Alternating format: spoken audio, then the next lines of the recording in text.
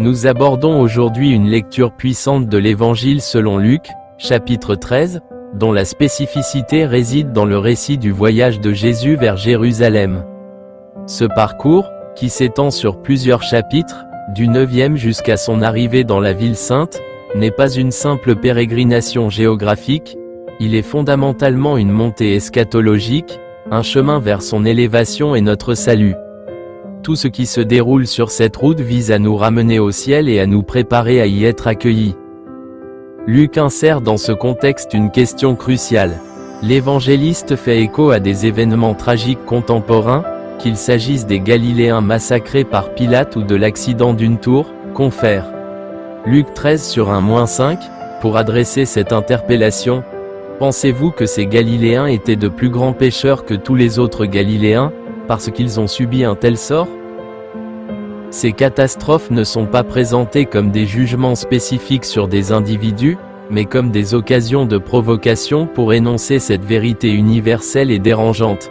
Si vous ne vous convertissez pas, vous périrez tous de même. L'évangile de Luc, dans cette marche vers Jérusalem, résonne comme une menace fraternelle et pressante. Le temps de la conversion est maintenant, car le temps est compté. Le mystère de la conversion, au-delà du commencement. Cependant, la notion de conversion est trop souvent simplifiée, voire mal comprise. Nous avons tendance à la réduire à un changement définitif et unique, l'idée qu'une fois la foi reçue, nous sommes instantanément et complètement transformés, et que tout va bien. Or, cette vision est incomplète et potentiellement trompeuse. La sagesse mystique et spirituelle de l'Église nous enseigne que la conversion est un processus dynamique, souvent décliné en 3 étapes ou 3 portes, selon les traditions spirituelles. La première conversion ponctuelle, c'est le moment du retour initial vers Dieu, la grâce de la foi reçue, pour celui qui n'était pas croyant, le baptême, ou le retour au sacrement. Elle est la porte d'entrée qui met l'âme sur le chemin de Dieu. La deuxième conversion profonde et pénitente, c'est celle que nous allons explorer à travers la parabole du figuier stérile, Luc 13 sur 6-9. Le figuier stérile, la nécessité de la transformation. Jésus enchaîne avec cette parabole, quelqu'un avait un figuier planté dans sa vigne.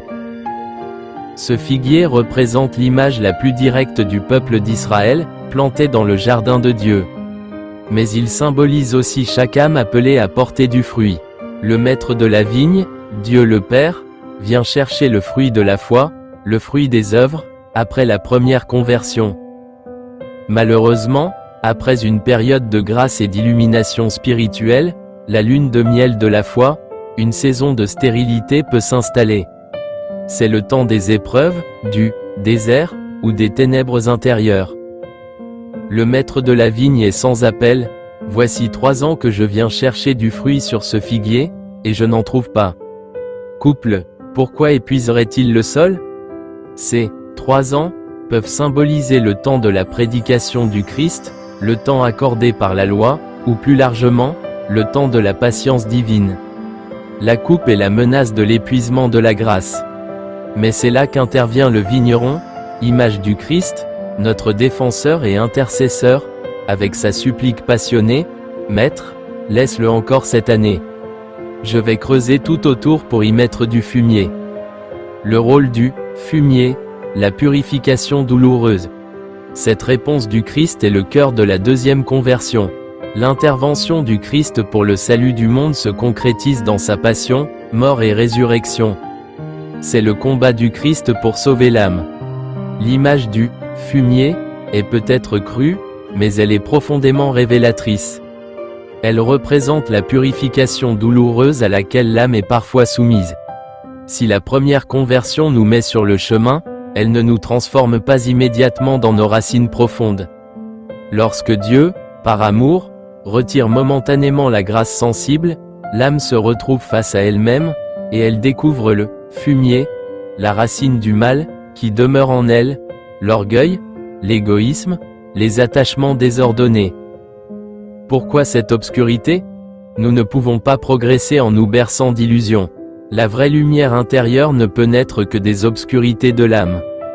C'est dans cette confrontation avec notre pauvreté et notre misère que nous sommes fertilisés par l'humilité et la pénitence.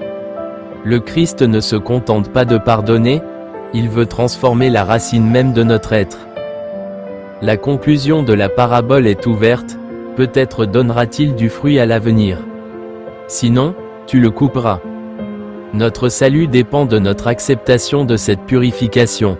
Si nous refusons de traverser cette épreuve, si nous refusons d'être travaillés par le vigneron, la stérilité persistera, et la coupe finale, la damnation, reste une possibilité tragique.